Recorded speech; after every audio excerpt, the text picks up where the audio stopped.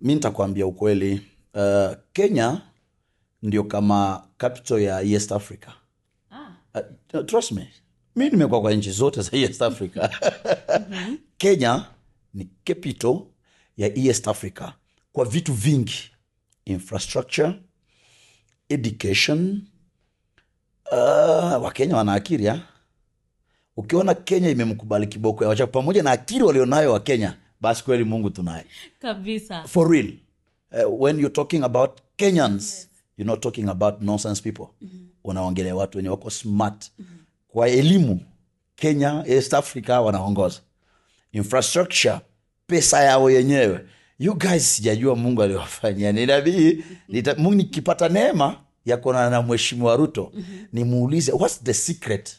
Mumezidi mataifa mengi kwa vitu vingi. Yes, natapenda nimuulize. Nitamuuliza tu hiyo secret.